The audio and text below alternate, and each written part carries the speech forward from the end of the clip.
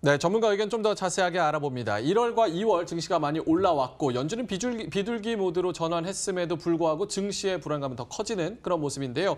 오늘 메리츠존금증권 투자전략팀 이진우 팀장님과 함께 이야기해보도록 하겠습니다. 어서 오세요. 네, 안녕하세요. 자, 아래 공포 지난주 마지막 거래일에 크게 급락을 했어요.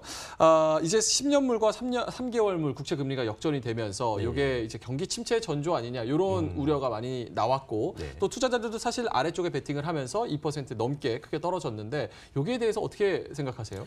아무래도 저도 이제 지난 주말에 보면서 약간 좀 놀란 부분이 있었고 시장도 많이 놀랬던 것 같아요. 왜냐?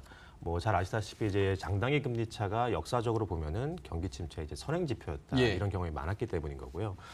근데 이제 먼저 드릴 말씀은 장단기 금리 차가 어떤 의미를 지니냐부터 우리가 직관적으로 이해할 필요가 있을 것 같아요. 그러니까 장기 금리하고 단기 금리의 어떤 스프레드를 가지고 얘기를 하는 건데 단기 금리는 정책 금리라고 보시면 되고요. 장기 금리는 경기의 상황이라고 보면 됩니다. 근데 경기의 상황보다 정책 금리가 위에 있다, 역전됐다라는 거는 경기보다 정책이 더 긴축적이라는 의미이기 때문에 경기에 되게 안 좋은 여건이겠죠. 그렇기 때문에 선행지표 역할을 했던 거고. 근데 지금 과연 이 현상이 우리가 의미가 있을 것이냐에 대한 부분 좀 신중할 필요는 있을 것 같아요. 왜냐? 지금 이제 지난 주말에 역전이 된 장단기 금리 차 역전은 우리가 통상적으로 보면 2년물과 10년물의 역전이 아니라 3개월물과 10년물과의 어떤 일시적인 역전의 가능성이 있어 보이고요. 실제로 우리가 많이 보는 2년물과 10년물은 아직 역전이 안 됐고 작년 12월보다도 오히려 높은 수준에 있습니다. 아직 룸은 좀 있다는 거죠. 그래서 우리가 이걸 간과하면 안 되겠지만 본격적인 경기의 둔화라고 보기엔 좀 어려운 부분도 있다, 시그널이. 그리고 재미있는 현상 중에 하나가 이렇게 채권 금리가 우리가 좀 잘 이해가 안 가는 부분도 있는데 이 장기물, 그러니까 10년과 30년물 간의 스프레드를 보면은 오히려 줄어드는 게 아니라 스프레드가 늘어나는 경우도 보이고 있다는 거죠. 그래서 채권 시장 내에서도 여러 가지 해석이 좀 헷갈리는 부분이 있기 때문에 우리가 통상적으로 봐왔던 경기 침체의 어떤 강력한 징후가 나타났다라고 보기에는 지금 좀 신중해질 필요가 있지 않을까 이렇게 생각을 하고 있습니다. 저희 어제 글로벌랩에서도 말을 한 게 이 국채 금리가 주는 시그널에 대해서도 약간 좀 의미 해석이 다를 수 있는 게 지금 어느 정도 좀 기간이 되어 왔다. 그렇기 때문에 요거를 단순히 국채 금리가 역전됐다고 해서 뭐 12년 만에 헤드라인 쓰긴 좋잖아요. 12년 만에 장단기 국채 금리 역전. 그래서 헤드라인에 현혹될 수는 있지만 사실 요거를 조금 더 디테일하게 따져봐야 된다. 이렇게 전해드렸거든요. 지금 팀장님도 같은 말씀을 해주셨고요. 일단 또 그런 무역 전쟁 이렇게 지표 부진, 셧다운 등 이렇게 각종 다른 악재들도 있잖아요. 요것에 대해서 미증시는 좀 지금 1, 2월은 많이 올라왔으니까 좀 보수적으로 보면서 접근을 하는 게 옳을까요? 시기가 참 묘하다고 생각이 드는 게요. 그러니까 미국을 보게 되면 우리나라와는 다르게 정고점까지 빠르게 회복된 상황에서 조정 없는 어떤 주가의 복원 흐름이 좀 있어 왔다는 거죠. 그래서 피로감이 충분히 들 수 있던 상황이었다. 그리고 이제 제일 시장이 좀 걱정했던 부분이 어떤 정책적인 부분도 있지만 기업 실적이 예전만큼 못하다라는 인식이 분명히 있었거든요. 근데 그 부분이 최근에 기업 실적에 대한 하향 조정의 어떤 강도가 좀 무뎌지고 있는 점이 최근에 이제 미국 시장 나오고 있기 때문에 일단 피로감이 노출되는 거는 당연한 시점인 것 같다. 근데 이게 예전보다 훨씬 더 펀더멘털의 걱정이 더 커지고 있냐에 대한 부분은 오히려 좀 완화되고 있다라고 볼 수가 있을 것 같아요. 그래서 일단 그 추세 자체가 지금은 약간 변동성 구간 정도가 아닐까 이렇게 생각을 하고 있습니다. 자, 그러면은 뭐 정책적으로 봤을 때 연준이 최근에 뭐 인내심을 강조를 하면서 완전히 비둘기파적인 기조로 좀 돌아선 것이라고 판단이 되고 있는데 요게 제가 생각할 때는 그 전보다는 좀 약발이라 그래야 될까요? 이게 좀 많이 떨어진 것 같아요. 어떻게 보세요? 일단 우리가 이제 정책을 판단을 할 때, 그러니까 페드가 여러 시장에 선물을 주는 경우도 많고, 또는 이제 시장에 선물을 또 줬다가 뺏어가는 경우 많잖아요. 그런데 이제 이 흐름 자체가 이제 일시적인 것인지 구조적인 것이 되게 중요한 것 같아요. 그러니까 저희가 이제 판단하기로는 올해 1월 초부터 이제 파월 연준 의장이 얘기했던 그런 부분. 그리고 이제 BS 자산 축소에 대한 어떤 변화 가능성 또 그 시기를 다시 변경한 부분에 대해서는 일시적일 가능성보다는 좀 구조적일 가능성이 좀 무게를 두고 있습니다. 그러니까 왜 구조적인 부분이 중요하냐면 이 페드의 정책이 큰 사이클의 어떤 전환점 맞이할 때는 우리가 이제 최근 단기간에 경험해보지 못한 현상들이 좀 많기 때문인 거고요. 한 가지 예를 들어 설명드릴 부분은 1995년의 사례입니다. 그러니까 우리가 지금 금융시장을 볼 때 굉장히 돈이 많이 풀린 환경에서 연준이 한번 긴축을 돌아갔었고요. 다시 완화적인 스탠스에 시장이 어떻게 반응할 거냐에 대한 힌트가 될 수 있는데요.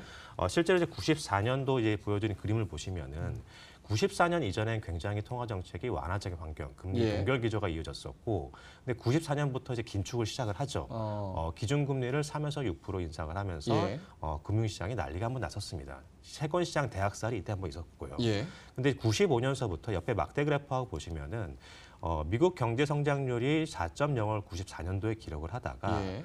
미국 내부의 이슈, 미국 경기 이슈 때문에 2.7로 급락을 해버리거든요. 그러므로 인해서 페드의 정책이 전환되기 시작합니다. 어떻게 전환됐냐? 95년서부터 99년까지 금리를 인상하는 것도 아니고 인하하는 것도 아니고 굉장히 파인 튜닝에 들어간다는 예. 거죠. 이걸 어떻게 정리해 드릴 수 있냐?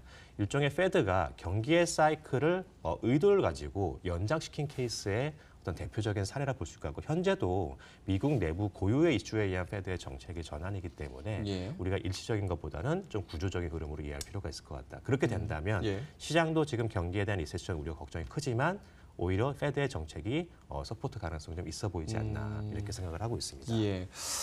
자, 좀 디테일하게 들어가서 업종으로 들어가면은 좀 기술주에 대해서 궁금하시는 그쵸. 분들이 많거든요.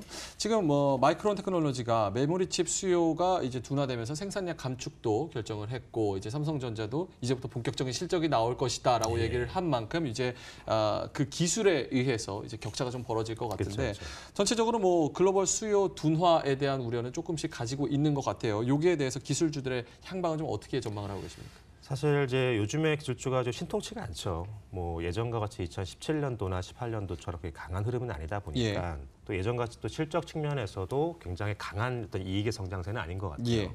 근데 우리가 이제 가장 그 기술주나 이런 걸 볼 때 중요하게 생각할 부분은 우리가 이제 10년 동안 주가가 올라오면서 그 지탱했던 역할의 어떤 프레임이 뭐였냐. 이제 4차 산업혁명. 기술혁명이었잖아요. 예. 이게 여전히 진행 중인가가 제일 중요한 것 같고요. 근데 미국 증시를 보면 되게 재미있는 현상이 뭐냐면은 우리가 과거에 봐왔던 애플이나 예. 익숙한 기업이 굉장히 최근에 강하기보다는 조금 약간 생소한 기업들이 굉장히 강하다는 거죠. 대표적으로 시스코 같은 예. 기업이나 아니면 VM웨어나 클라우드와 관련된 기업들이 굉장히 주가가 강합니다. 그러니까 다른 기존 주도주가 부진한 가운데 새로운 주도주의 형태가 좀 나오고 있다라는 거죠.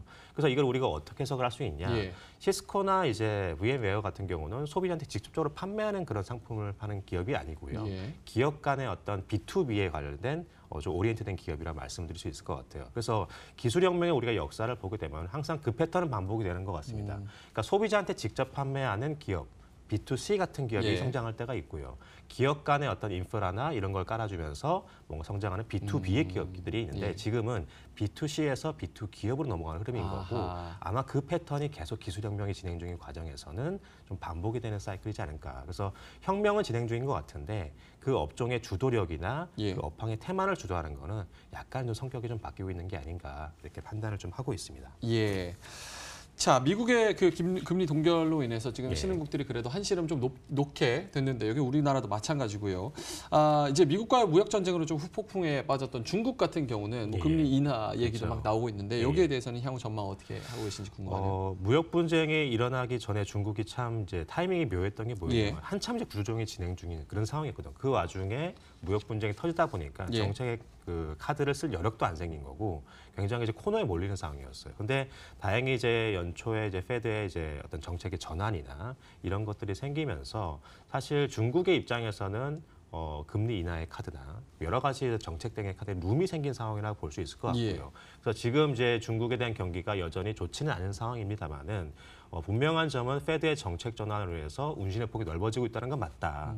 그게 어떤 형태로 발현돼 좀 지켜봐야겠지만 그리고 이제 지금 현재 중국의 경기 사이클로 본다면 올해 1분기를 전후로 해서 경기의 바닥이 나올 것 같아요. 예. 그렇게 되면은 거기에 경기의 어떤 부양책이든 여러 가지 완화적인 스탠스 정책 환경이 조성이 된다면 예. 미국보다는 좀 중국에 대한 경기의 어떤 업황 또는 경기 회복 기대감은 예. 조금 빨라질 가능성이 좀 있어 아하. 보인다. 이렇게 판단을 하고 있습니다. 예. 자, 그럼 마지막으로 뉴욕 시장에서 이제 달러화 전망 향후 그렇죠. 어떻게 봐야 될지 좀 예. 궁금합니다. 뭐 달러가 중요한 이유는 우리 시장하고 직접적으로 또 연관이 되어 있기 예. 때문인 거죠. 외국인 수급이 이제 달러와 연동되기 때문인 거고요. 근데 이제 우리가 알아야 될 부분은 뭐냐면 달러화는 그 본연의 가치에서 움직이는 건 아니고 상대적인 가치에 그렇죠. 움직이는 거죠. 그러면 달러화가 어떻게 구성이 되겠냐? 예. 가장 많이 보는 지표가 이제 DXY라는 지표인데요. 그 중에 가장 큰 비중을 차지하고 있는 게 유로화입니다. 예. 한 18.6% 차지하고 예. 그다음에 위안화 16%. 그럼 우리가 달러화가 약세로 전환되기 위해서는 이 구성 요소로 봤을 때는 유로화가 강세를 보여야 되는 거죠. 그럼 유로화가 언제 강세를 보일지가 달러와의 약세 시점과 맞물려 아하. 있다라고 보시면 돼요. 예. 근데 문제는 최근에 유럽의 어떤 뭐 브렉시트 문제도 있고 그리고 이제 유로존의 어떤 경기도나 예. 이런 것들이 맞물리면서 예상보다 달러 약세 시점은 조금 좀 지연되는 것 같다라고 생각을 하고 있고요. 예. 명목적으로 달러가 DXY라는 지수가 약세로 전환될 수 있는 그 시점은 아마 올해 한 하반기 정도부터야 조금 더 가셔야 되지 않을까 이렇게 생각을 하고 있습니다. 예. 예, 알겠습니다. 지금까지 메리츠종금증권 투자전략팀 이진우 팀장과 함께했습니다. 오늘 말씀 고맙습니다. 네, 감사합니다.